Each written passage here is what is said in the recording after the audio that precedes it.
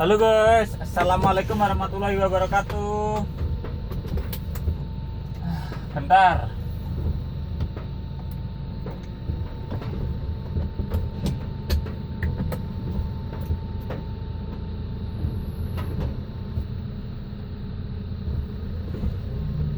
Oh ya, sebelum melakukan aktivitas, aku mau berdoa dulu agar di perjalanan aku bisa terkendali aman. Bismillahirrahmanirrahim. Jadi paling selamat. Ya, udah ya, kita buka ya tema kali ini. Assalamualaikum warahmatullahi wabarakatuh. Selamat sore, selamat siang, selamat malam bagi yang sedang menonton video ini. Semoga bermanfaat dan semoga berarti pada kehidupan Anda.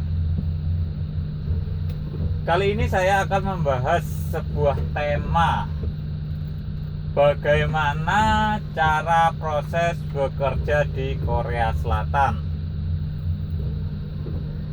Ini sambil pelan-pelan kawan. Masalahnya posisi muatannya banyak, hujan lagi. Jadi gini kawan, bagi teman-temanku, siapa saja dari manapun berada yang melihat video ini, saya akan memberi tips dan trik pergi ke Korea Selatan. Jadi gini, awal mulanya kawan, ini saya cerita dengan yang saya alamin aja ya kawan ya. Nanti kalau ada tutur kata saya, kalau ada kesalahan saya, mohon kasih kritik dan saran. Prosesnya gini, pertama, waktu itu aku lulus SMA tahun 2010, saya lulus SMA kawan. 2010 saya lulus SMA, itu pertama kali saya bekerja di Gresik kawan, di pabrik pemotongan kayu Gresik. Nah, waktu itu aku kurang lebih bekerja ada 1 tahun ikut orang Madura seperti itu. Nah, kemudian kawan, aku jenuh ya kan. Yang namanya bekerja di situ aja jenuh. Kan wajar toh, setiap orang itu harus mempunyai keinginan yang tinggi, kan wajar. Jadi aku sambil bekerja sambil melamar pekerjaan kawan. Jadi bekerja di tempat bos orang Madura, belum keluar tapi aku udah bikin lamaran kerja. Aku tujukan ke pabrik mana saja kawan. Coba, pabrik mie sedap, ya kan, mie sedap tepatnya di Manyar Gresik. Itu udah aku masukin kurang lebih 5 kali surat lamaran pekerjaan. Aku daftar di situ kawan, ya kan.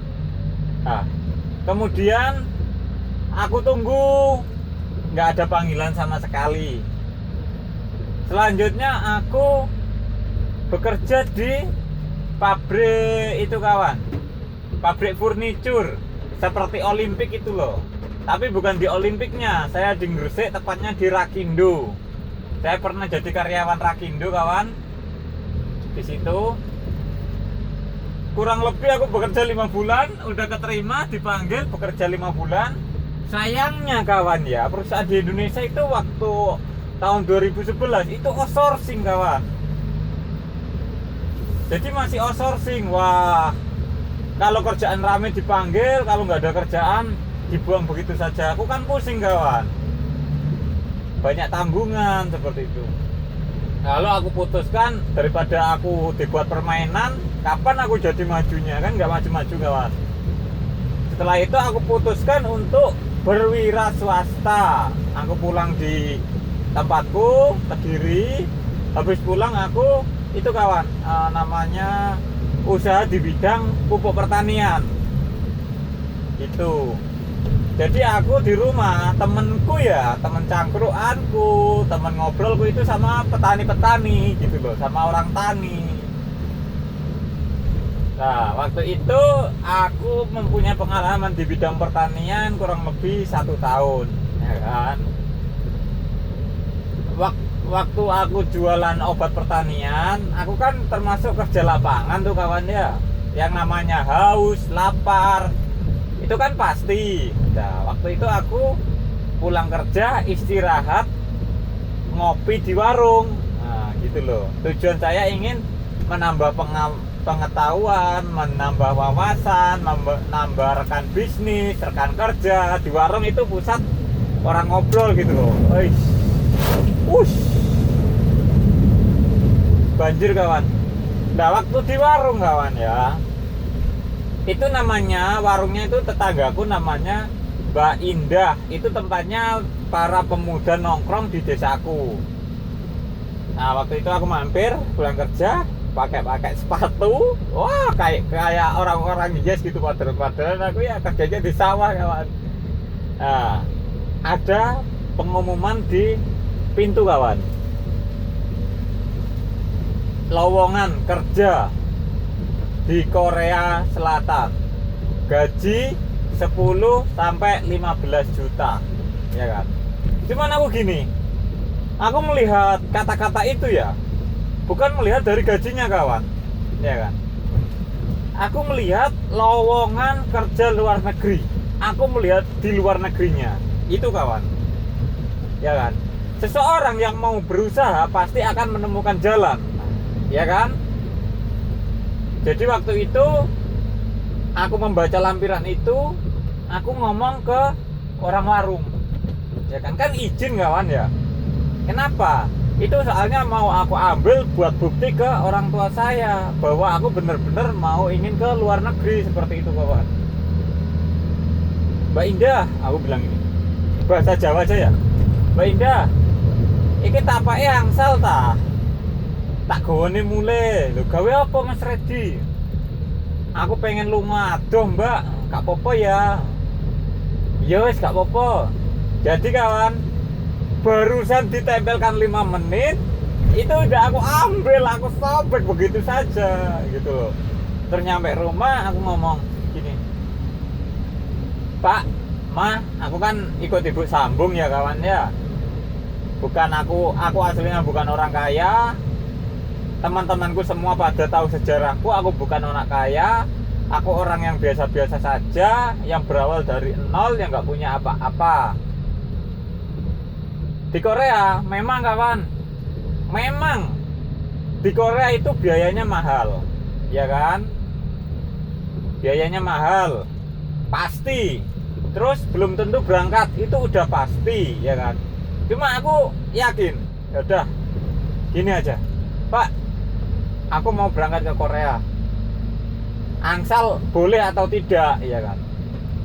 Kalau boleh ya udah, aku yakin. Kalau nggak boleh ya gimana lagi, namanya kerja jauh kan harus minta persetujuan kan kawan, ya kan. Habis itu gini, ya udah, kalau kamu emang bener-bener sungguh-sungguh, gimana pun caranya aku usahakan untuk mencari keuangan. Ya udah Pak, aku ingin ikut proses. Setelah itu diizinkan, aku lihat tempat informasinya. Itu ternyata kawan ya, yang lowongan pekerjaan di Korea Selatan itu ternyata bukan lowongan, cuman dia itu mencari siswa untuk belajar bahasa Korea, seperti itu loh kawan. Paham?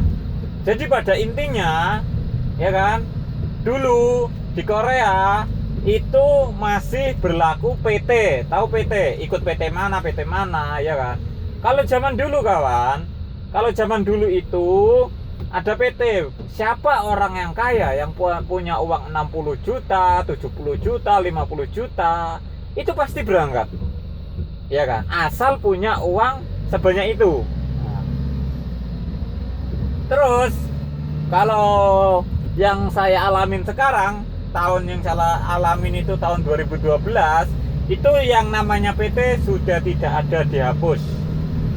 Jadi untuk teman-temanku yang mau proses ke Korea, ke luar negeri, itu tidak ada yang namanya ikut PT, khususnya di Korea Selatan ya kawan ya. PT sudah tidak ada. Kalau ada yang nawarin sini 60 juta nanti bisa berangkat ke Korea, itu kamu jangan sampai mau. Bisanya bisa berangkat, cuman itu entah visanya turis, entar visanya pelajar, itu pasti bisa. Cuman kita di sini kan nggak resmi kalau pakai visa turis tapi buat bekerja, ya kan? Kalau ada resiko di perjalanan atau resiko kerja, itu kan nggak ada asuransinya, jadi bahaya. Saya tidak menyarankan untuk itu, ya kan? Jadi gini prosesnya. Pertama, kalau Anda benar-benar niat, ya kan? Benar-benar niat, uang itu nomor 32. Jangan dipikir keuangan dulu, ya kan? Benar-benar niat, itu coba setelah melihat penjelasan saya, melihat keterangan dan video ini, jangan lupa like dan subscribe dulu. Jadi gini, pertama yang Anda lakukan itu cari tempat pendidikan bahasa Korea di lingkungan Anda, entah itu di luar kota, pokoknya yang paling dekat dengan Anda. Setelah menemukan, ya kan, kamu nilai orang tersebut, jangan langsung masuk, ya kan. Dinilai dalam arti gini, orang ini bagaimana, suka dengan uang atau tidak, ya kan. Kalau suka dengan uang itu bahaya, saya tidak menyarankan, karena dikit-dikit nanti kita ditarikin uang mulu gitu loh. Gini, kamu lihat siswanya yang belajar udah berapa banyak, pertama.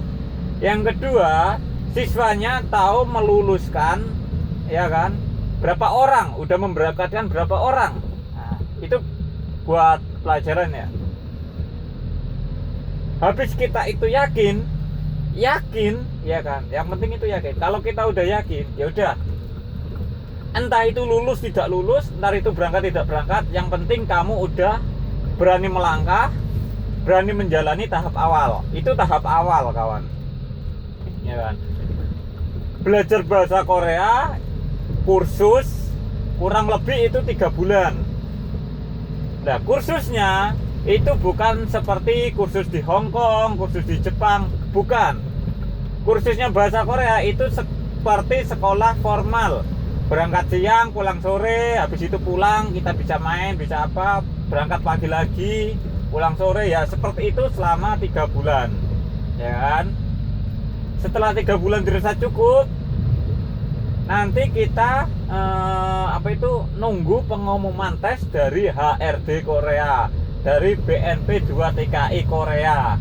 Udah ditentukan itu ujiannya, kawan. Ujian bahasa Koreanya itu 2 tahun, 1 tahun hanya 1 kali. Ingat ya, 1 tahun 1 kali. Nah, belajar. Kalau udah ada tepat waktunya untuk ujian, itu ujiannya bukan satu lembaga kita, ujiannya seluruh Indonesia, ya kan. Yang di Jawa Tengah entah di Semarang atau di mana. Kalau yang di Jawa Timur saya sendiri waktu itu tesnya di Dr. Sutomo Surabaya. Itu tes, kawan. Lah, dari tes itu kita itu saingannya banyak, kawan.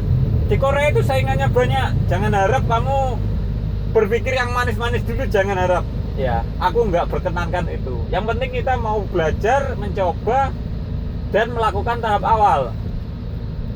Waktu tahun ini ya, tahun 2017 ini, saya lihat kemarin, yang tes kemarin, peserta seluruh Indonesia ada 32.000 peserta.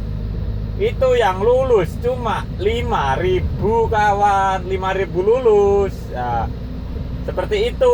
Jadi saingannya banyak. Untuk teman-teman, kalau niat, bener niat, fokus, jangan sia-siakan. Untuk belajarnya bahasa Korea itu tadi ya 3 bulan. Itu waktu zamanku 2.500.000 belajar doang. Lulus nggak lulus 2.500.000, ya kan. Setelah itu, setelah lulus, kita tes, habis tes kan lulus.